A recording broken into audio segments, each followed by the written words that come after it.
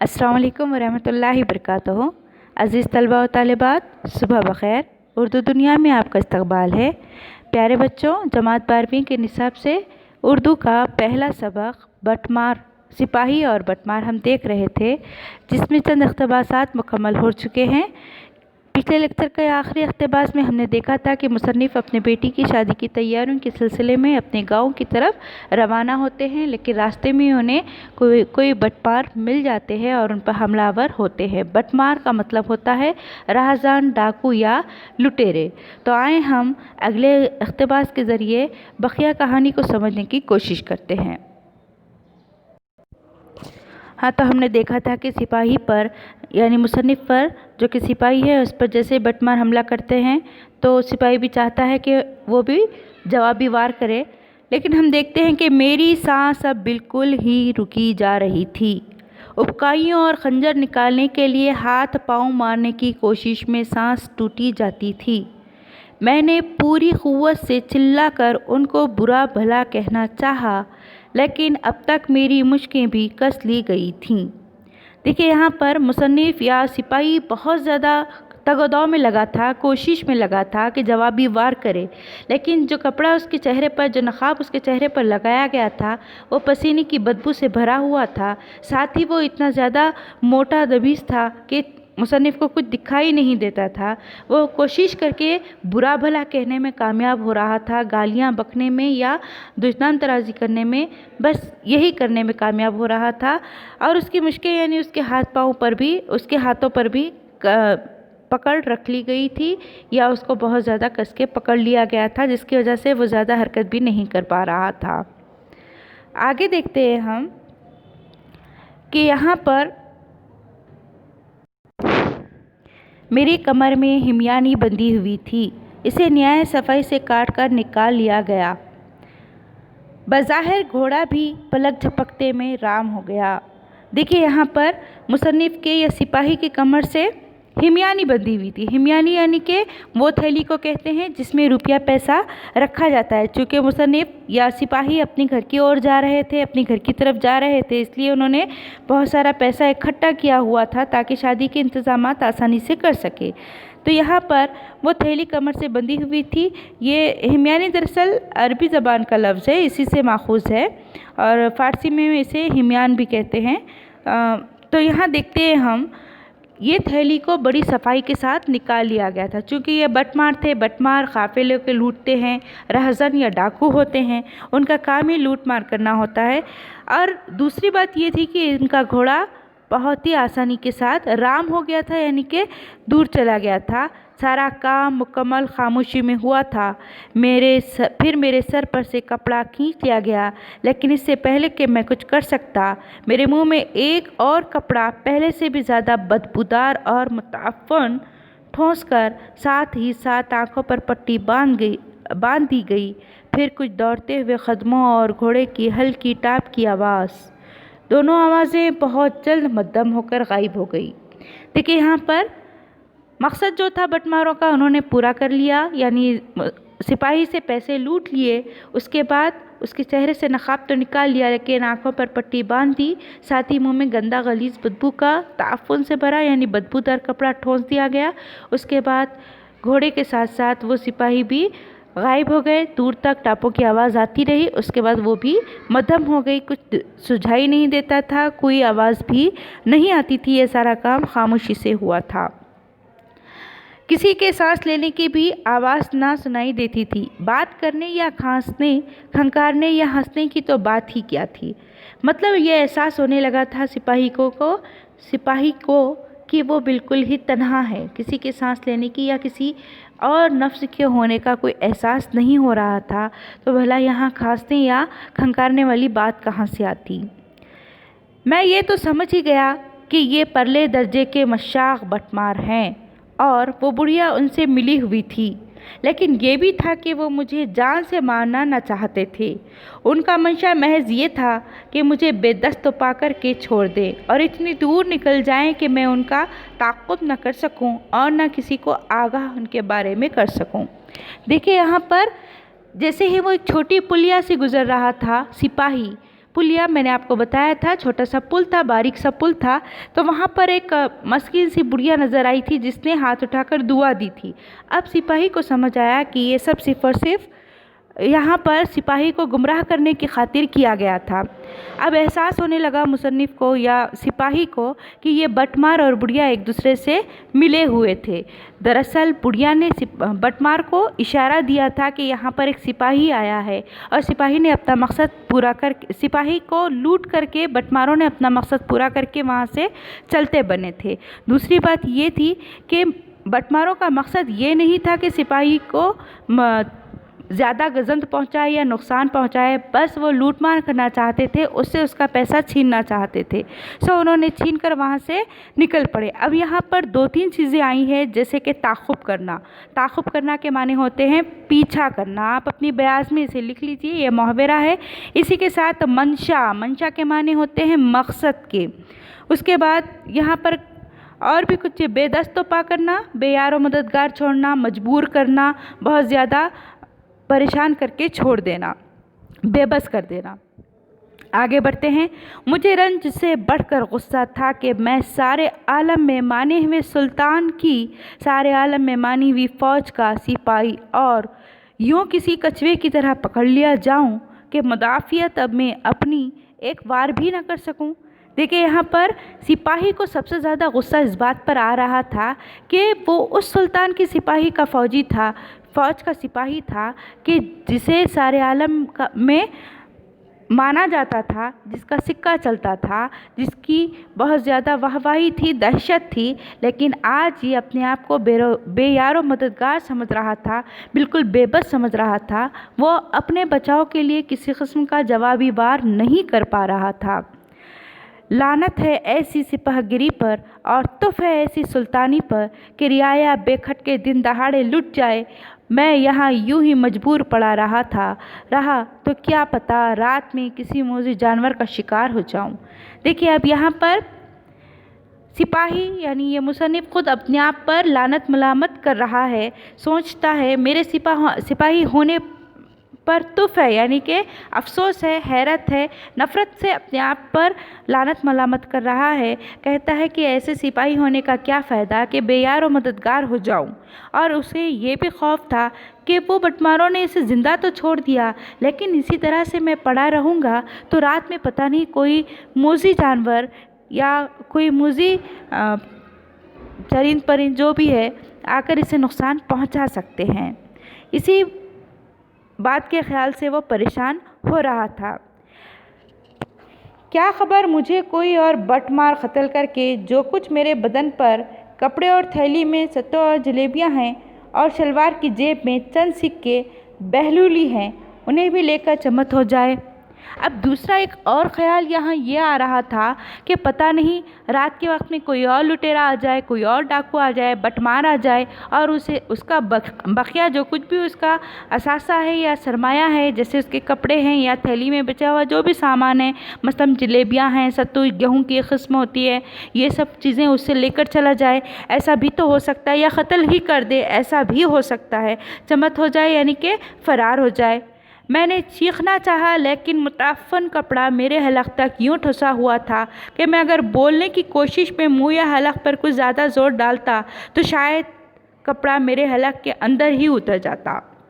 देखिए, यहाँ पर बहुत कोशिश कर रहा था ये सिपाही कि कुछ आवाज़ लगाए ताकि कोई मदद के लिए आ सके, लेकिन ऐसा हो नहीं पाया क्योंकि वो कपड़ा इतना ज़्यादा अंदर तक ठुसा हुआ था मुंह के अंदर कि अगर वो और ज़्यादा कोशिश करता तो कपड़ा शायद सांसों के ज़रिए अंदर चला जाता। यही उसको खौफ सता रहा था। वक्त कितना गुजर गया था, मुझे इसका कुछ इल्म न था। मगरिब तो हो ही चुकी थी, लेकिन कहीं दूर से भी अजान की आवाज़ या मंदिरों में घंटे की पुकार या चरागाहों से वापस होते हुए किसान या चरवाहे के साथ मवेशियों के रेवड़ों की घंटियों की आवाज़ कुछ भी न सुनाई देती थी।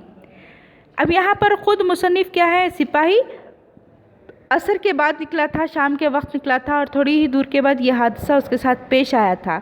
अब वो अपने अंदाजे से महसूस करने लगा था कि शायद मगरिब हो चुकी होगी, लेकिन उसे कहीं से अजान की आवाज़ सुनाई नहीं दी थी, ना ही मंदिर में बजने वाले घंटों की आवाज़, और ना ही मवेशियों के रेवड़ में चलने वाले जो मवेशी होते हैं जिनके गले में घंटियाँ होती है, वो चलते हैं तो आवाज़ महसूस होती है, तो अंदाज़ा होता है कि मवेशी चल रहे हैं। तो अमूमन क्या है, दिन के निकले मवेशी शाम के वक्त में वापस होते हैं, तो यहाँ वक्त का अंदाज़ा हो सकता था, लेकिन ये भी आवाज़ सुनाई नहीं दी। दाना दुनका चुनकर अपने घोंसलों को लौटने वाले चिड़ियों की झुंड अगर थे तो या तो अभी वापस न हो रहे थे, या वो भी शाम की तन्हा शफ़क़ में चुप-चुपाते निकल गए थे, या अगर आवाज़ कोई सुनाई देने वाली थी भी तो ज़ोर से चिल्लाने की कोशिश से मेरे कानों में साएं साएं इस कदर होने लगी थी कि कुछ लेना मुश्किल था, सुन लेना मुश्किल था। देखिए यहाँ पर कहता है सिपाही कि चिड़ियों की, परिंदों की भी आवाज़ नहीं आ रही थी। अगर आ भी रही थी तो शायद मैंने बहुत ज़ोर से चिल्लाने की कोशिश की थी, जिसकी वजह से मेरे कान सुन से हो गए थे। बिल्कुल साएं साएं सी आवाज़ें आ रही थी, कुछ सुझाई नहीं दे रहा था, कुछ सुनाई नहीं दे रहा था। हो सकता अगर आवाज़ आ भी रही हो तो मैं सुन नहीं पा रहा हो। क्या बहुत देर हो गई थी? क्या अब कोई आने वाला नहीं है? अभी अभी मैंने शेर की दहाड़ सुनी थी। शेर तो इस इलाके में थे ही नहीं। देखिए यहाँ पर, हाँ, गुलदार बहुत थे। यहाँ पर देखिए क्या बताया गया कि बहुत ज़्यादा देर हो गई थी, लेकिन कितनी देर हुई इसका अभी सही तरह से उसे अंदाज़ा नहीं था। तो वो परेशान हो रहा था कि आखिर इतनी देर कैसे हो गई है। हाँ, लेकिन यहाँ पर उसको शेरों के चीखने चिल्लाने की या दहाड़ने की आवाज़ें आ रही थी। अब वो परेशान था कि आखिर ये आवाज़ आ रही है तो किस तरह की आवाज़ आ रही है। शेर की आवाज़ का अंदाज़ा तो हो रहा है, लेकिन हकीकत तो ये थी कि यहाँ पर शेर कोई थे ही नहीं, तो फिर ये आवाज़ कहाँ से आई। हाँ, तो यहाँ पर गुलदार थे, यानी कि शेर की तरह का खूंखार जानवर है। तो गुलदार तो जमुना के किनारे की कछारों में दिल्ली से करनाल तक छुटे हुए सांडों की तरह बेरोक टोक घूमते थे, और भेड़िए भी। ये जो जानवर है यहाँ पर ये थे, इसका अंदाज़ा था सिपाही को, लेकिन शेरों का अंदाज़ा नहीं था। गुलदारों की तो हिम्मत इस कदर खुली हुई थी कि दिल्ली के मज़ाफ़ात में जो आबादियाँ बवजह नखले मकानी के ज़रा छितरी हो जाती, उनके खाली घरों में गुलदार आबाद हो जाया करते थे। देखिए यहाँ पर जो गुलदार हुआ करते थे वो इतने ज़्यादा बेबाक किस्म के थे कि अगर कोई मज़ाफ़ात में, दिल्ली के मज़ाफ़ात यानी गांव वगैरह में, देहात वगैरह में अगर लोग घर खाली कर कर चले जाते तो उनके खाली मकानत में ये गुलदार जाकर अपना मस्कन बना लिया करते थे।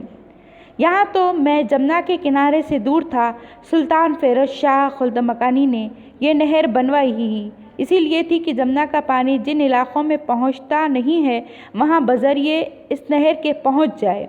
लेकिन यहाँ भी इस घने दरख्तों और नहर की रुतूबत ने कछार जैसा समा पैदा कर दिया था। कछार शेरों के रहने का जो मस्कन होता है, ठिकाना होता है, उसको कहते हैं। यहाँ पर हुआ ये था कि बड़े बड़े घने दरख्तों के बीच में शेर रहा करते हैं, कछार बनाकर गार की तरह।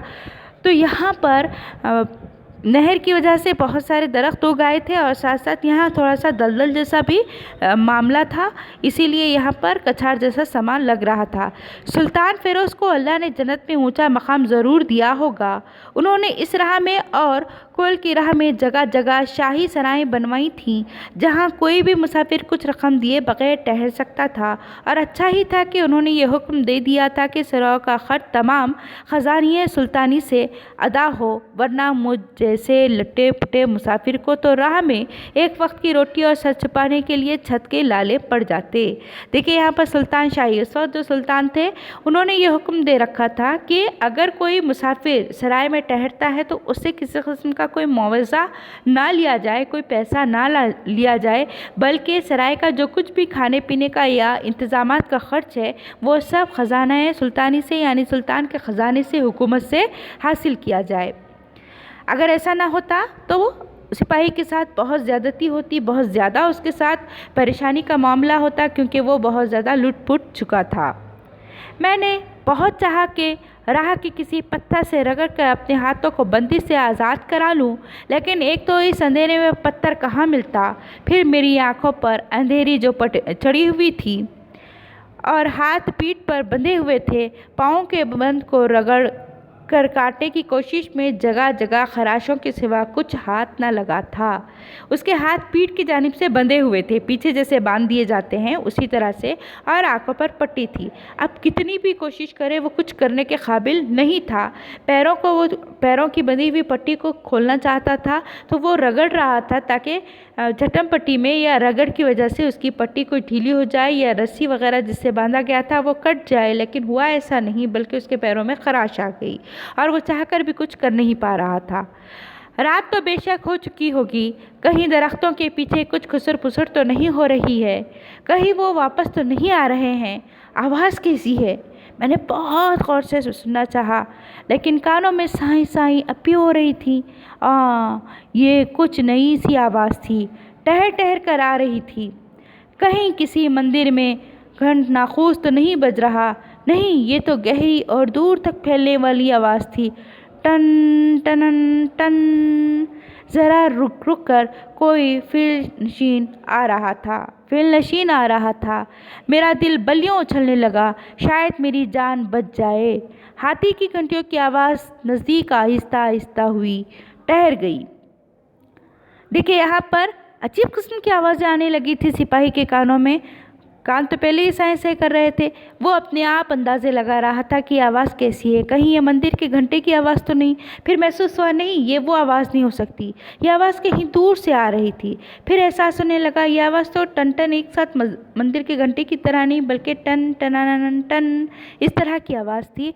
फिर उसको एहसास हुआ कि ये आवाज़ तो किसी फिलनशीन की है। फिलनशीन यानी कि हाथी को कहते हैं। फिलनशीन हाथी पर बैठकर कोई आ रहा था। उसका दिल बलियों उछलने लगा, यानी कि ज़ोर ज़ोर से धड़कने लगा था।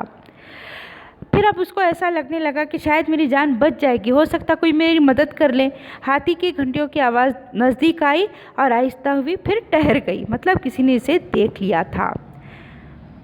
मोतेबर सिंह, ज़रा देखना, ये राह में क्या पड़ा हुआ है। अब यहाँ उसके कानों में आवाज़ आने लगी, कोई बात कर रहा था अपने किसी साथी से कि मोतेबर सिंह देखो, ये राह में क्या पड़ा है। मजबूत ठहरी हुई आवाज़, लेकिन किसी फौजी, ओहदेदार या शाही अबलकार की नहीं, बल्कि किसी ऐसे शख्स की थी जो ऐशो इशरत में पला बड़ा रईस ज़ाता हो। नहीं, अभी उतरो नहीं, पास से देखो।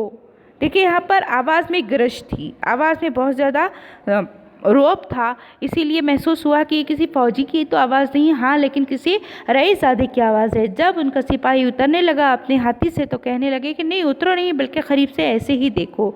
मैंने हाथ पांव हिलाने की सही और तेज़ कर दी कि महादत समझ ले कि मैं ज़िंदा हूँ।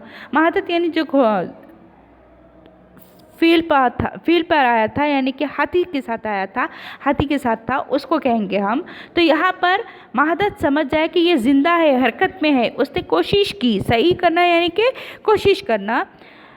आलीजा, लगता है डाकुओं ने किसी शख्स को घायल करके डाल दिया है। निहायत मुअद्दब आवाज़ आई, मुअद्दब अदब के साथ आवाज़ आई। कहने लगा था वो बंदा जो शायद सिपाही था या मुलाजिम या खादिम था, कहने लगा कि आलीजा, किसी डाकू ने शायद इस बंदे को बांध कर रखा है और पहले घायल भी कर दिया है। नीचे उतरो, इस गरीब की कैफियत दरियाफ्त करो। अच्छा यूँ करो, हाथी को ज़रा और आगे ले जाकर कहो कि सूंड से इस आदमी को उठाकर ऊपर मेरे पास ले आए। चलो, शाबाश। हाँ, यहाँ वो नसीहत करने लगा कि नीचे उतरो और उसको की खैर खैरियत दरियाफ्त करो, बल्कि ऐसा करो कि सूंड पर हाथी को बिठाकर मेरे पास ले आओ ताकि मैं खुद मालूम कर सकूं।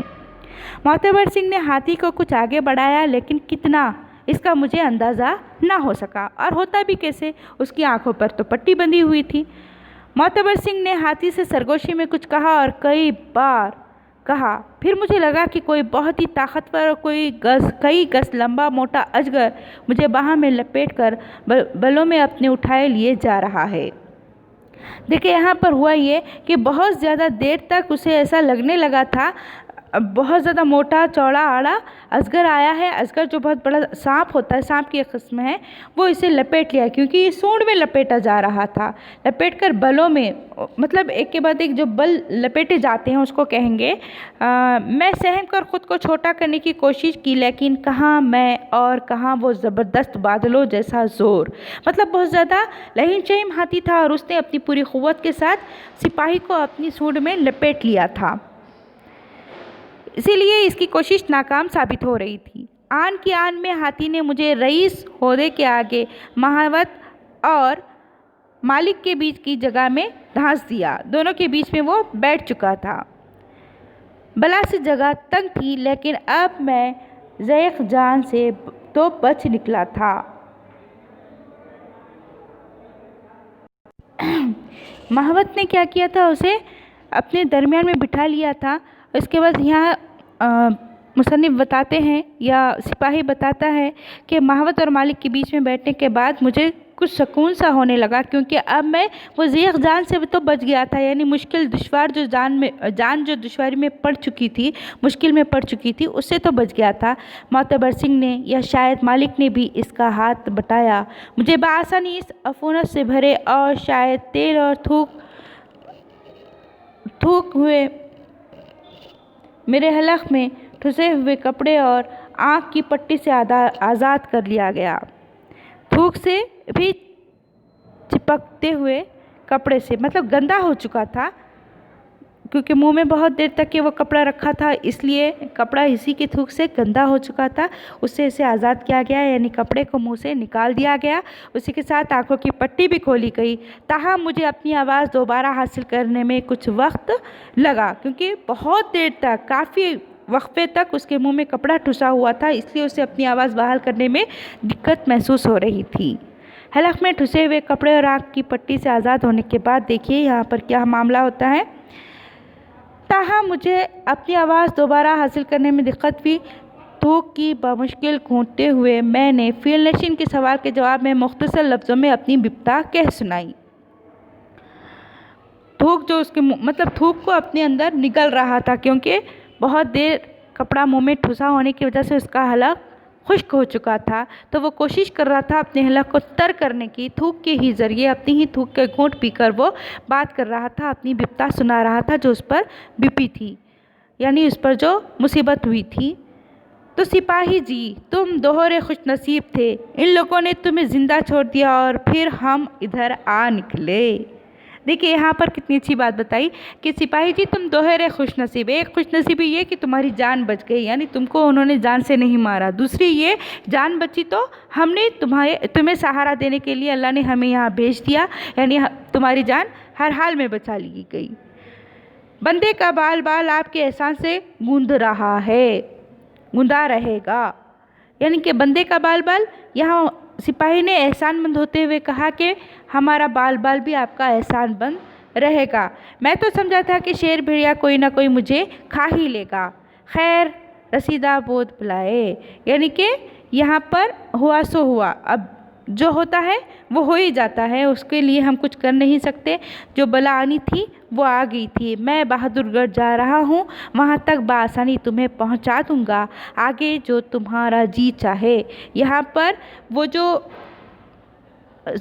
मतलब वो शायद कोई बड़ा आदमी था, रईसज़ादा था, उसने कहा कि मैं कहाँ जा रहा हूँ, मैं तो यहाँ से बहादुरगढ़ जा रहा हूँ, वहाँ तक मैं तुम्हें आसानी से ले जाऊँगा और उसके बाद तुम्हारा जो जी चाहे तुम कर लेना। अल्हम्दुलिल्लाह आज हमारा यहाँ पर ये लेक्चर मुकम्मल हुआ। आप तमाम तलबा व तालिबात अपनी बयाज़ों में इस सबक को एक मरतबा फिर पढ़िएगा, मुश्किल अल्फाज को समझने की कोशिश कीजिएगा। इंशाल्लाह सबक मज़ीद समझ में आ जाएगा। तब तक अल्लाह हाफिज़।